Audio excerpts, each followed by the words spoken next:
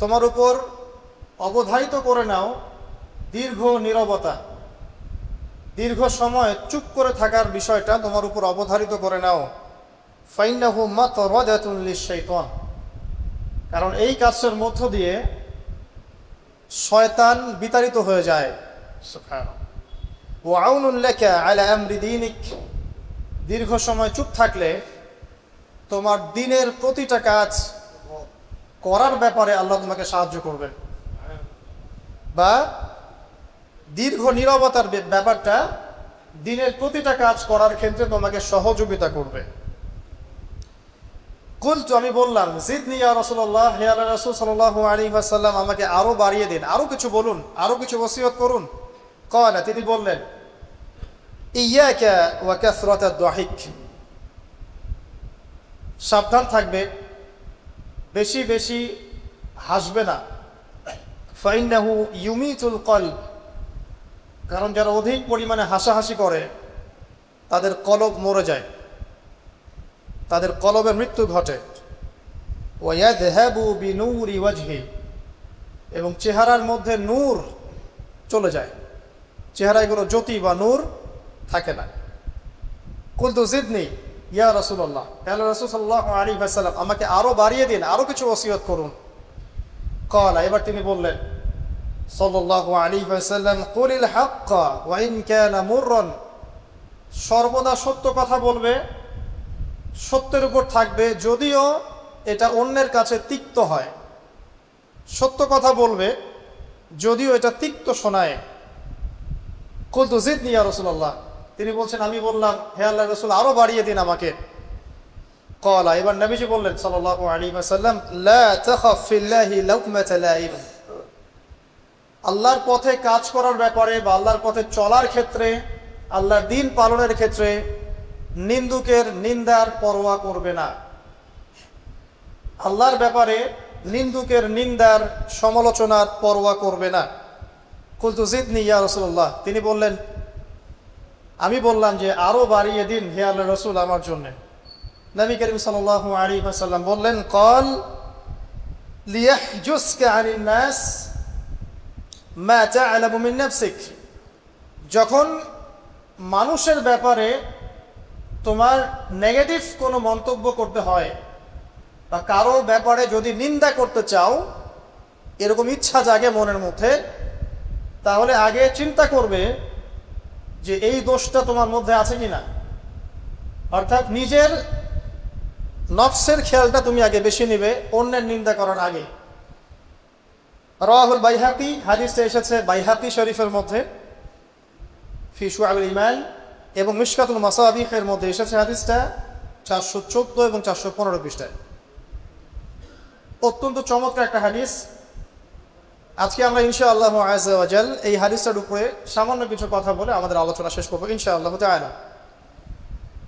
আবু যর রাদিয়াল্লাহু আনহু একজন বিশিষ্ট সাহাবী, আপনারা জানেন, যার ব্যাপারে নবী করিম সাল্লাল্লাহু আলাইহি ওয়াসাল্লাম বলেছিলেন, আবু যর, তুমি খুব নরম মানুষ, তাই কখনো দায়িত্ব চেয়ে নিও না, কারণ তোমার উপরে যদি দুইজন মানুষের দায়িত্ব দেয়া হয়, তোমাকে যেন ছুরিবিহীন জবাই করে দেয়া হয়। আবু যর রাদিয়াল্লাহু আনহু খুব আধ্যাত্মিক নরম মনের মানুষ ছিলেন। তিনি নবী সাল্লাল্লাহু আলাইহি ওয়াসাল্লামকে খাস করে বলছেন, এটা আমভাবে নয়, আমি যেমন আমভাবে সবার উদ্দেশ্যে কথাগুলো বলছি, এভাবে আমভাবে নবীজি এই কথাটা তাকে বলেননি, বরং খাসভাবে বলেছেন, পার্সোনাল নসিহত, ইন্ডিভিজুয়ালি বলেছেন। তিনি বলছেন, হে আল্লাহর রাসূল, আমাকে কিছু নসিহত করুন, কিছু ওসিয়ত করুন। ওসিয়ত কি জিনিস? যেমন কেউ চলে যাওয়ার আগে ওসিয়ত করে, বাবা ইন্তেকাল করছে তার আগে ওসিয়ত করে, মাকে দেখিস, হ্যাঁ বোনদের খোঁজ খবর রাখিস, সন্তানদের ব্যাপারে খোঁজ খবর রাখিস ইত্যাদি। এটা ওসিয়ত করা, মানে যে কথাগুলো আমরা অক্ষরে অক্ষরে পালন করতে চাই, প্রতিশ্রুতি ব্যক্ত করি, এরকম কথা, কনভারসেশন। একটু চিন্তা করেন, নবী করিম সাল্লাল্লাহু আলাইহি ওয়াসাল্লাম যদি আপনাকে আমাকে খাস করে কোনো জায়গায় ডেকে নিয়ে কথাটা বলতেন, কেমন হতো? মনে করেন নবী সাল্লাল্লাহু আলাইহি ওয়াসাল্লাম জীবিত আছেন বা আমরা তার সাক্ষাৎ পেয়েছি, আর আমরা কেউ একজন আমাদের মধ্যে গিয়ে তাকে বললেন, ইয়া রাসূলুল্লাহ, আমাকে কিছু নসিহত করেন, আমাকে খাস করে কিছু ওসিয়ত করেন, তখন এই ওসিয়তগুলো স্পেশাল হবে এবং আপনি আমি কখনোই চাইবো না জীবন চলে গেলেও এগুলোর কোনো একটা আমরা ছেড়ে দেই, তাই না? আবু যর রাদিয়াল্লাহু আনহু এই সুযোগটা নিয়েছেন। নবী সাল্লাল্লাহু আলাইহি ওয়াসাল্লাম বলছেন প্রথম যে উসিকা বিতাকওয়াল্লাহ, আমি তোমাকে সর্বপ্রথম ওসিয়ত করছি তুমি আল্লাহকে ভয় করবে। তাকওয়া কি জিনিস? নবীজি বলছেন ফাইন্নাহু আযয়ানু লিআমরিকা কুল্লিহি, এই তাকওয়াটাই সমস্ত কাজের সৌন্দর্য বর্ধন করবে তোমার জীবনে। তুমি যত কাজ করবে প্রত্যেকটা কাজ যদি আল্লাহকে ভয় করে করো, প্রত্যেকটা কাজ তোমার জীবনের সৌন্দর্য বর্ধন করবে ইনশাআল্লাহ তাআলা। খুব সংক্ষিপ্ত আকারে বলতে পারি, আল্লাহ রাব্বুল আলামিনের তাওহীদের সাথে কাউকে শরীক না করা, এক কথায় আল্লাহর সাথে শিরক না করার নাম তাকওয়া। ঠিক আছে? আল্লাহ এক, আল্লাহ অদ্বিতীয়, তিনি মহাবিশ্বের স্রষ্টা, আমাদের স্রষ্টা, সৃষ্টিকর্তা, পালনকর্তা, রিজিক দাতা, জীবন মৃত্যুর মালিক, বিধানদাতা। এই প্রত্যেকটা কনসেপ্ট আল্লাহর জন্য খাস করার নাম হচ্ছে তাওহীদ। আর এখানে যদি আমরা কাউকে সমকক্ষ দাঁড় করাই তাহলে শিরক হয়ে যাবে। এই শিরকটা তিনভাবে হয়ে থাকে। মানুষ চিন্তার ক্ষেত্রে শিরক করতে পারে। কেউ যদি মনে করে মহাবিশ্বের কোনো স্রষ্টা নাই তাহলে শিরক করবে। কেউ যদি মনে করে স্রষ্টা আরও একজন আছে বা একাধিক আছে তাহলে শিরক করবে।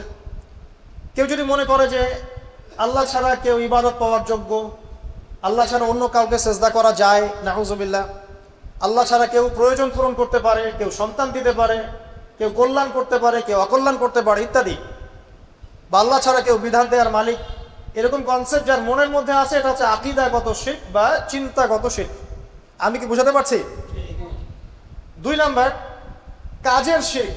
যেমন কেউ যদি আল্লাহকে সিজদা না করে অন্য কাউকে সিজদা করে, কর্মগত শিরক করেছে। আল্লাহ পাকের হালালকে কেউ যদি হারাম করে নেয়, কর্মগত শিরক করেছে।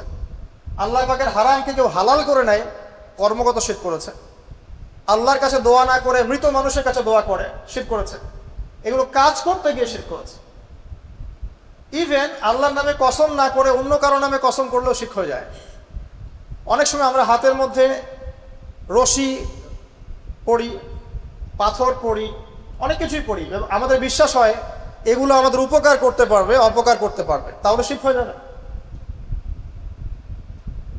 সন্তান আল্লাহ দেন, যদি আমরা মনে করি যে মাজারে গিয়ে দোয়া করলেই সন্তান পাওয়া যাবে, শিরক হয়ে যাবে। আর শিরক এমন একটা পাপ যে পাপটা আল্লাহ পাক তওবা ছাড়া মাফ করেন না। মৃত্যুর আগে যদি তওবা করে মানুষ, ইনশাআল্লাহ আল্লাহ পাক মাফ করে দিবেন। যদি তওবা না করে মারা যায়, সম্ভাবনা বেশি এই ব্যক্তি জাহান্নামে যাবে, নাউজুবিল্লাহ। কারণ প্রত্যেক 1999 জন মানুষ জাহান্নামে যাবে যাদের আমল নামায় শিরকের পাপ থাকবে। আল্লাহ পাক সূরা নিসার মধ্যে বলেছেন, ইন্নাল্লাহা লা ইয়াগফিরু আন ইউশরাকা বিহি ওয়া ইয়াগফিরু মা দুনা যালিকা লিমান ইয়াশা। আল্লাহ পাক শিরকের গুনাহ ব্যতীত যে কোনো গুনাহ যাকে ইচ্ছা মাফ করতে পারেন। যে কোনো গুনাহ, আপনি জিনা করেছেন, সিজদা করেন, ফিরে আসেন, আল্লাহ মাফ করে দেবেন ইনশাআল্লাহ। আপনি সুদ খেয়েছেন দীর্ঘদিন, সুদ থেকে ফিরে আসেন, দীর্ঘদিন মায়ের সাথে জিনা করেছেন সুদের মধ্য দিয়ে, তওবা করে ফিরে আসেন, আল্লাহ এখনই মাফ করে দেবেন ইনশাআল্লাহ। আপনি খুন করেছেন মানুষকে, যদি আপনি চিন্তা করেন যে আমার একটা অপরাধ হয়েছে এবং আপনি তওবা করে খালেসভাবে ফিরে আসেন, আল্লাহ মাফ করে দেবেন ইনশাআল্লাহ। ব্যভিচার করেছেন, বিবাহিত হওয়ার পরেও জিনা করেছেন, এই ব্যক্তির কিন্তু পৃথিবীতে বাঁচার আসলে কোনো অধিকার নাই। তারপরেও যদি সে গোপনে তওবা করে ফিরে আসে রাতের অন্ধকারে, আল্লাহ চাইলে মাফ করে দেবেন ইনশাআল্লাহ। যে কোনো পাপ আল্লাহ পাক যাকে ইচ্ছা মাফ করতে পারেন, শিরক ছাড়া। শিরক যদি তওবা না করে মারা যায়, বেশিরভাগ সম্ভাবনা হচ্ছে সে জাহান্নামে যাবে। আরেকটা ডেঞ্জারাস বিষয় হচ্ছে শিরক করে মারা গেলে কবরে মান রব্বুক উত্তর দিতে পারবে না। যারা মান রব্বুকে উত্তর দিতে পারবে, নিঃসন্দেহে তারা কখনো শিরক করে নাই, আল্লাহ পাকের তাওহীদের উপরে ছিল। আমরা শিরকের অনেক কিছু বুঝি ঠিকই, আধুনিক একটা শিরক বুঝি না। আধুনিক শিরক এটা কেমন? আল্লাহ পাক যা নাজিল করেছেন, এখানে যে বিধানগুলো আছে এগুলোকে যদি কেউ ডিনাই করে বা এগুলোকে পাশ ফিরিয়ে অন্য কোনো বিধানকে বেটার মনে করে, আল্লাহর বিধানের চাইতে বেটার মনে করে বা সমকক্ষ মনে করে, এটাও শিরক। এটাও শিরক। আল্লাহ পাক কিছু হালাল করেছেন, আমরা যদি মনে করি এটা হারাম, তাহলে শিরক, এটাও শিরক। সূরা তাওবার 31 নম্বর আয়াতটা পড়ে দেখবেন ইনশাআল্লাহ তাআলা। যাই হোক, তাকওয়ার প্রথম স্টেজ হচ্ছে আমাদেরকে শিরক করা যাবে না, তাওহীদে থাকতে হবে ইনশাআল্লাহ তাআলা। 2 নাম্বার, আল্লাহ পাকের যত আদেশ আছে এগুলোকে মেনে চলার নাম তাকওয়া। ফর এক্সাম্পল সালাত, সওম, সাদাকা, হজ, উমরা, যাকাত, সত্য কথা বলা, পিতামাতার খেদমত করা ইত্যাদি যতগুলো আদেশ কোরআন এবং সুন্নাহর মধ্যে আছে এগুলোকে মেনে চলা তাকওয়ার পরিচয়। 3 নাম্বার, আল্লাহ পাকের যত নিষেধ আছে এই সমস্ত নিষেধগুলোকে বর্জন করার নামও তাকওয়া। শুধু আদেশ মানলাম, নিষেধ বর্জন করলাম না, এটা আসলে প্রকৃত তাকওয়ার পরিচয় নয়। আজকে আমরা মাশাআল্লাহ সবাই সালাত করেছি, কালকে সকালে যদি আবার সুদি লেনদেন করি আমার মধ্যে তাকওয়া আসলে নাই। বলছিলাম আল্লাহ পাকের নিষেধগুলোকে বর্জন করার নাম তাকওয়া। নামাজ পড়ছি, রোজা রাখছি, যাকাত দিচ্ছি না, এদিকে সুদ খাচ্ছি, হারাম রিলেশনশিপে আছি, বা পরকীয়ায় লিপ্ত আছি, বা মানুষের সম্পদের অধিকার দিচ্ছি না, ব্যবসা করছি। আর ব্যবসা যারা করি আমরা বেশিরভাগই মিথ্যা কথা বলি। আমরা ব্যবসা যারা করি ম্যাক্সিমাম মিথ্যা কথা বলি, মিথ্যা কসম করি, এবং আমাদের এই মিথ্যা কসম আর প্রতারণার কারণে জালেম শাসকের শাসন চাপিয়ে দেওয়া হয় আল্লাহর পক্ষ থেকে। এটা হাদিস এসেছে। যখন ব্যবসায়ীরা প্রতারণা করবে, মিথ্যা কসম করে পণ্য বিক্রি করবে এবং মাপে কম দিবে, সিন্ডিকেট করবে, তখন আল্লাহর পক্ষ থেকে 2টা আযাব আসে। এক, জালেম পরাশক্তিকে চাপিয়ে দেওয়া হয় যারা এদের উপর জুলুম করবে। 2, সমাজের মধ্যে দুর্ভিক্ষ নেমে আসে। এগুলো নবী সাল্লাল্লাহু আলাইহি ওয়াসাল্লামের কথা, বদলানোর কোনো সুযোগই নেই। আজ হোক আর কাল হোক এগুলো ফলে যাবে ইনশাআল্লাহ তাআলা, যদি না আমরা আমাদের জায়গা থেকে সরে আসি। তো যারা আমরা ব্যবসা করছি অনেকেই মিথ্যা কথা বলি ম্যাক্সিমাম, এবং মনে করি যে ব্যবসায় এগুলো মিথ্যা বলা জায়েজ, এটা ব্যবসার অংশ মনে করি আমরা। সৎ ব্যবসায়ী কিয়ামতের দিন নবীগণের সাথে থাকবেন। যারা সৎ ব্যবসায়ী তারা কিয়ামতের মাঠে নবীগণের সাথে হাসর করবেন। ছাঁচে খুঁজে পাবেন না, এখন খুব কম সৎ ব্যবসায়ী পাবেন। যাই হোক, যেটা বলছিলাম ভাই, প্রিয় ভাইয়েরা, যে শুধু আদেশ মানার নাম তাকওয়া নয়, নিষেধটা বর্জন করতে হবে। আমরা নামাজ, রোজা, হজ, যাকাত সবই করছি মাশাআল্লাহ, ব্যবসায়িক জীবনে মাপে কম দিচ্ছি, ইকোনমিক লাইফে সুদ খাচ্ছি, আর পলিটিক্যাল লাইফ নিয়ে আমি কোনো কথা বলতে যাচ্ছি না। সেখানে কতটুকু আল্লাহ আর কতটুকু রাসূল আছেন আল্লাহ ভালো জানেন, আল্লাহ বিচার করবেন। আমি মৌলিক কথাগুলো বলছি। দেখেন, ফ্যামিলিগত ব্যাপারে আপনারা দেখবেন বাহ্যিকভাবে ইসলামের লেবাস পোশাক আছে ঠিকই, আর ভিতরে অরিজিনাল ইসলাম নাই। দেখবেন পরিবারে ম্যাক্সিমাম পরিবারে দেখবেন পর্দা নাই, নামাজি ব্যক্তির খুব অভাব। আর নামাজি চিন্তা হলে আপনাকে ফজরের জামাতে আসতে হবে। নামাজি চিন্তা হলে আপনাকে ফজরের জামাতে আসতে হবে। এই মসজিদেই আজকে ফজরে আসবেন, দেখবেন এই যে মুসল্লি যারা বসে আছেন তাদের 50%ই নাই, ইল্লা মাশাআল্লাহ। তো আমরা পার্সিয়ান ইসলাম ফলো করছি, কিছু মানছি কিছু মানছি না। আল্লাহ বলছেন এটা না, পরিপূর্ণরূপে ইসলামে প্রবেশ করো, এবং এটার নাম তাকওয়া। উসিকুম বিতাকওয়াল্লাহ, আমি তোমাকে আল্লাহর তাকওয়া, আল্লাহকে ভয় করার ওসিয়ত করছি, খাস করে অনুরোধ করছি, ওসিয়ত করছি। আদেশ মানার নাম যেমন তাকওয়া, নিষেধ বর্জনের নাম তাকওয়া। শুধু আদেশ মানলেই হবে না, নিষেধগুলো বর্জন করার চেষ্টা করতে হবে। আমরা এই জায়গাটাতেই সমস্যায় ভুগছি। আদেশ আমরা অনেকেই পালন করতে পারি, আলহামদুলিল্লাহ, নামাজ পড়তে পারি, রোজা রাখতে পারি, অনেকে যাকাত দেই মাশাআল্লাহ, সাদাকা করি, দান সাদাকা করি, ইসলামের প্রতি ভালোবাসা আছে, আল্লাহ এবং তার রাসূলকে মহব্বত করি, কিন্তু হারাম রিলেশনশিপ ছাড়তে পারছেন না।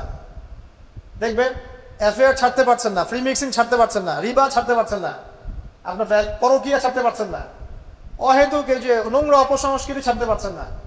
খেয়াল করে দেখেন, স্মোকিং ছাড়তে পারছেন না, মাদকদ্রব্য সেবন ছাড়তে পারছেন না, বাট আপনি ইসলামকে ভালোবাসেন, আল্লাহকে ভালোবাসেন, রাসূলকে ভালোবাসেন।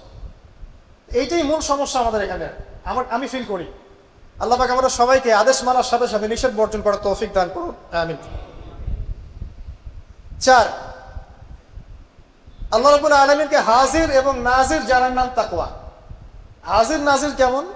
যে আমার জীবনের প্রতিটা স্টেপ আল্লাহ পাক দেখছেন এবং শুনছেন। আল্লাহ পাক আরশে আজিম থেকেই আমাকে দেখছেন, আমাকে শুনছেন প্রতিটা মুহূর্তে, এখন, আজ, কাল, আগামী, অতীত, বর্তমান, ভবিষ্যৎ, সব সময় আল্লাহ আমাকে দেখছেন, শুনছেন প্রত্যেকটা মুহূর্তে। এই কথা যার মাথায় থাকবে তার পাপ করার প্রবণতা কম হবে ইনশাআল্লাহ। পাপ করলেও সে তওবা করে আল্লাহর কাছে ফিরে আসবে ইনশাআল্লাহ। যদি তার দ্বারা কোনো পাপ হয়েও যায়, আপনি দেখবেন তাকওয়াই তাকে আবার ফিরিয়ে নিয়ে আসবে, সে আল্লাহর কাছে ফিরে আসবে ইনশাআল্লাহ। আল্লাহ পাকে হাজির এবং নাজির জানা। এর আরেকটা নাম আছে, সেটা হলো ইহসান। কি নাম? হাদিসে জিবরিল নামে একটা হাদিস আছে, সহিহ বুখারী সহিহ মুসলিমের 9 নম্বর হাদিস আর মিশকাতুল মাসাবিহ 2 নম্বর হাদিস। ইহসান কি জিবরাইল আলাইহিস সালাম নবী সাল্লাল্লাহু আলাইহি ওয়াসাল্লামকে জিজ্ঞাসা করেছিলেন। তিনি বলছেন, আন তা'বুদাল্লাহা কাআন্নাকা তারাহু ফা ইন লাম তাকুন তারাহু ফা ইন্নাহু ইয়ারাক। তুমি এমন ভাবে আল্লাহর ইবাদত করবে যেন তুমি আল্লাহকে দেখছো। ওয়া ইন লাম তাকুন তারাহু ফা ইন্নাহু ইয়ারাক, এবং তুমি যদি আল্লাহকে দেখতে না পাও তুমি সবসময় মনে রাখবে আল্লাহ পাক তোমাকে দেখছেন। এই কনসেপ্টটার নাম হচ্ছে ইহসান, যেটা আমাকে তাকওয়া দিবে ইনশাআল্লাহ। ইহসান থাকে আমলের মধ্যে। নামাজ পড়ছি, দেখবেন আমাদের মনোযোগ বেশিরভাগেরই কিন্তু থাকে না। আল্লাহ ভালো জানেন, আমি আপনাদের পার্সোনাল ব্যাপারে ইন্টারফেয়ার করতে চাচ্ছি না, বাট আমার মনে হয় বেশিরভাগ মানুষেরই থাকে না। কারণ বেশিরভাগ মানুষই তো নামাজে যা পড়ছি তার অর্থ জানি না। যখন আপনার সন্তান অসুস্থ হয়েছিল, আপনি হাত উঁচু করে আল্লাহর কাছে কান্নাকাটি করেছেন, তখন আপনার চোখ দিয়ে পানি পড়েছে, কারণ আপনি যা চেয়েছেন ফিল করে বলেছেন আল্লাহর কাছে, আপনার চোখ দিয়ে পানি পড়েছে। কতদিন আপনি নামাজের সেজদায় কাঁদতে পেরেছেন? আমি কাঁদতে পেরেছি, ভাবতে হবে। কাঁদতে না পারার কারণ কি? কারণ হচ্ছে আমি নামাজে যা পড়ি তার কিছুই বুঝি না। বাহ্যিকতা নিয়ে আমরা বেশি ব্যস্ত। হাত কোথায় বাঁধতে হবে, নাভির নিচে না বুকে? তারপরে রফুল এদান করতে হবে কি না, পায়ে বা লাগাবো কি লাগাবো না, আমি জোরে না আসতে, বাহ্যিক বিষয় নিয়ে বেশি ব্যস্ত। রুহানিয়াত, যেটা নামাজের ভিতরে রুহ বা আত্মা, ইহসান, মনোযোগ, আল্লাহর সাথে কতটুকু আমি কমিউনিকেট করতে পারলাম, মনের কথা কতটুকু আল্লাহর কাছে ব্যক্ত করতে পারলাম, নামাজে আমি কতটুকু আল্লাহকে ফিল করতে পারলাম, এটা কিন্তু বেশি আলোচনা হয় না। অথচ কোনটা মৌলিক বিষয় বলেন দেখি? নামাজের এই মারেফতটা কি মূল না? আধ্যাত্মিকতাটাই মূল। আর বাহ্যিক বিষয়গুলো তো আল্লাহ পাক দেখছেন, নেকি দিবেন ইনশাআল্লাহ তাআলা। তো এই যে প্রাণহীন ইবাদত হচ্ছে, রোজা রাখছি, রোজার মর্ম বুঝতে পারছি না। হজ করে আসলো, হাজী সাহেব টাইটেল হলো ঠিকই, কিন্তু হজের মূল মর্ম ইব্রাহিমী চেতনা সে শিখে আসতে পারলো না। সাই করছে সাফা মারওয়া, সে ফিল করতে পারলো না এটা হাজরা আলাইহিস সালামের সুন্নাহ। এই যে আমরা কুরবানি করলাম, ম্যাক্সিমাম আমাদের মধ্যে ফিল করতে পারি নাই এটা হচ্ছে ইব্রাহিম আলাইহিস সালামের সেই কুরবানি যেটা তিনি ছেলেকে করতে চেয়েছিলেন। এই চেতনাটা আসলো না। তো রসকসহীন ইবাদত কতটুকু কবুল হয়, প্রাণহীন ইবাদত কতটুকু উপরে পৌঁছে আল্লাহ ভালো জানেন। তো যে বিষয়টা নিয়ে এই কথাটা বললাম, ইহসান হচ্ছে সেই জিনিস যেটা আমাকে মনে করাবে আমি আল্লাহকে দেখছি, শুনছি, বা আল্লাহ আমাকে দেখছেন এবং শুনছেন। এর জন্য প্রয়োজন আপনি ইবাদতে যা যা করছেন, যা যা বলছেন, এর অন্তত অর্থটুকু বোঝা। তাহলে আপনার ইনশাআল্লাহ মনের মধ্যে সেই ফিলিংসটা আসবে ইনশাআল্লাহ তাআলা। ফর এক্সাম্পল, আপনি নামাজে দাঁড়িয়ে পড়ছেন, ওয়া নুনাজ্জিলু মিনাল কুরআন মা হুয়া শিফাউ ওয়া রাহমাতুল লিল মুমিনিন ওয়া লা ইয়াজিদু যালিমিনা ইল্লা খাসারা। এই আয়াতের অর্থ কতজন জানেন? একটু হাত উঁচু করেন। যারা জানেন তারা যদি আয়াতটা কোরআনে নামাজের মধ্যে পড়েন, তারা মনোযোগ বেশি পাবেন, স্বাভাবিক। অর্থ হচ্ছে কোরআন আমরা নাজিল করেছি, এই কোরআনের মধ্যেই আছে শিফা আরোগ্য এবং মুমিনদের জন্য রহমত। যখন আপনি বুঝতে পারলেন তখন কি নামাজে মনোযোগ বাড়বে না? সুবহান রাব্বিয়াল আ'লা বলছেন, সর্বোচ্চ আমার রব সর্বোচ্চ, সুউচ্চ, তখন আপনার মনোযোগ বাড়বে না? আত্তাহিয়াতুতে আপনি কি পড়ছেন, দরুদে কি পড়ছেন, দোয়া মাসুরায় বলছেন আল্লাহুম্মা ইন্নী যালামতু নাফসি যুলমান কাসীরা, আল্লাহ আমি আমার নফসের উপর প্রচুর জুলুম করেছি। কখনো কি ফিলিংস হয় যে জুলুমের এখানে স্বীকারোক্তি দিচ্ছি আমি? কারণটা একটাই কারণ। কথা বললে অনেক সময় যাবে, আমার আরো কিছু বলার আছে, যে অর্থটা বুঝতে পারছি না। অর্থ না বুঝলে আপনি রসকসহীন, প্রাণহীন ইবাদত করবেন। তো অর্থ বোঝাটা কি অপরাধ? অর্থ বুঝলে কি আপনি আলেম ওলামা থেকে সরে যাবেন, দূরে সরে যাবেন? আর সবকিছুর অর্থ তো আপনি ব্যাখ্যাটা বুঝতে পারবেন না, তখন আপনি আলেম ওলামার কাছে আসবেন, এসে জিজ্ঞাসা করবেন, ব্যাখ্যা জেনে নেবেন, সিম্পল। তো অর্থ অনুধাবন করলে ইনশাআল্লাহ তাআলা আপনার ইহসান বাড়বে, যেটা আমাকে তাকওয়ার দিকে নিয়ে আসবে। ইহসান মানে আল্লাহকে হাজির নাজির জেনে ইবাদত করা। আরেকটা বিষয়, ইবাদতের মধ্যে ধীর স্থিরতা আনতে হবে, তাড়াহুড়া বন্ধ করতে হবে। তাড়াহুড়া বন্ধ করলে পরে দেখবেন ইবাদতের মধ্যে স্বাদ পাচ্ছেন ইনশাআল্লাহ। দুনিয়াবি হ্যাসেল, দুনিয়াবি যে ব্যস্ততা, এগুলো কমিয়ে আনতে হবে, তাহলে দেখবেন ইবাদতের স্বাদ পাচ্ছেন ইনশাআল্লাহ। প্রত্যেকটা ইবাদতের পটভূমি জানতে হবে, যে নামাজ আমি কি জন্য পড়ি, কোথায় গিয়ে ফরজ হয়েছিল, কুরবানি কেন দিব, কুরবানির ইতিহাসটা কি, হজ যে আমি করবো ঘটনাগুলোর পিছনের গল্পগুলো কি, এগুলো না জানলে আপনি ইবাদতের স্বাদ পাবেন না। তো এই জিনিসগুলো একটু টাচ নিলাম। আল্লাহ পাক আমাদের সবাইকে ইহসানের সাথে ইবাদত করার তৌফিক দান করুন, আমিন।